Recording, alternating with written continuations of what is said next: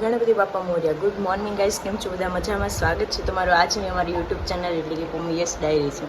Firstly હું તમારો સૌનો ખૂબ ખૂબ આભાર માનું છું કે લાસ્ટ બ્લોગ મેં મૂક્યો હતો એમાં 22 અવર્સની અંદર તમે 108 વ્યૂ આપ્યા.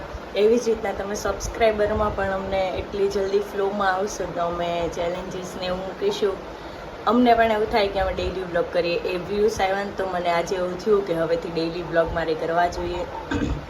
અમે તમને કંઈક નવું આપીએ જેથી તમને પણ મજા આવે બ્લોગ જોવાની. અમારા બ્લોગ બહુ નાના હોય છે, અમે મોટા કરવાની ટ્રાય કરીશું કે લેન્થથી બને વધારે. ગાઈસ, હું ને યશ અત્યારે બેંકના કામથી બહાર જઈએ છીએ અને બીજું એક કામ છે, પૈસા નાખવાના છે એટીએમમાં, એના માટે જઈએ છીએ.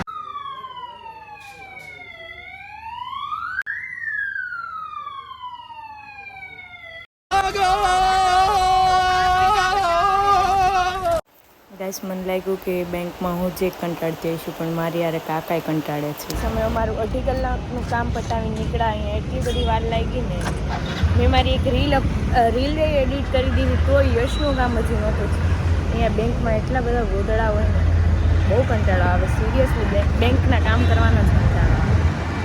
તો ગાઈસ, અમે અત્યારે ઘરે જઈએ છીએ અને મારે પછી એક રીલ શૂટ કરવાની છે તો હું ત્યાં જવાની છું. 1 કલાકમાં પતી જશે. પછી ચશ્મા જોવા જવાનો વિચાર છે, જોઈએ, કારણ કે અત્યારે બહુ જ હેવી તડકો, બહુ વધારે પડતો તડકો છે. બહાર નીકળાતો નથી, એટલો બધો આંખો નથી ખુલતી. શું છે, કેમ છો કામરેજવાળાનું સ્પિરિચ્યુઅલ રૂટ્સનું, તો એ માટે આવ્યા છે અને અહીંયા બધા બચ્ચાઓ છે, અમને પૂછવા આવે તમારી ચેનલ શું છે, તમે શેના માટે શૂટ કરો છો, તો કેમ છો કામરેજ મેં કીધું ચલ બતાવી આગળ.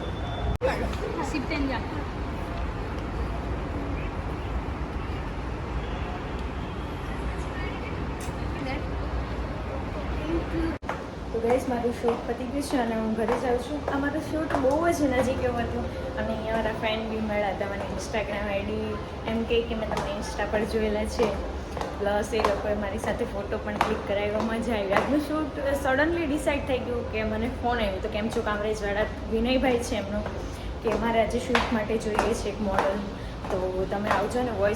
વોઇસવાળી રીલ હતી તો હું આવી. ગ્રેટ એક્સપિરિયન્સ રહ્યો. મેં એમની સાથે પહેલાં પણ કામ કરેલું. મજા આવી.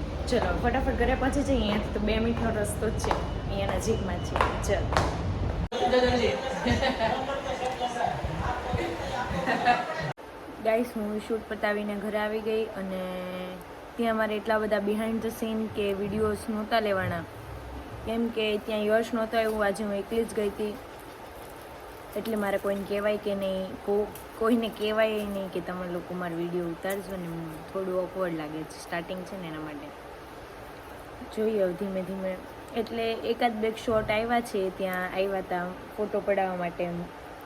તો એ નાના છોકરાઓ, દીદી તમારી આઈડી શું એમ કરતા હતા કે અમે તમને જોયેલા છે, કે તમારા ચેનલનું નામ શું છે, તમે બ્લોગ બનાવો છો? મેં કીધું હા. પછી ઘરે આવીને પાછા ચેન્જ કરી દીધા કપડાં અને અત્યારે હું લસણ ફોલું છું. અને અમે લોકો ચશ્મા જોવા જવાના હતા પણ યશ નથી આવતો, એને કંઈક કામ આવી ગયું તો એના કામથી બહાર ગયો તો આજે અમારે ચશ્મા જોવા જવાનું પણ પોસ્ટપોન થશે. અને મને અહીંયા કાલ ચાકુ વાગી ગયું હતું, આ લાલ કલરનું, તો એમાં એટલું બધું લોહી નીકળ્યું કે જેટલું લોહી હતું ને, જો મારી પાસે એ વિડીયો છે તો હું અહીંયા મૂકું છું.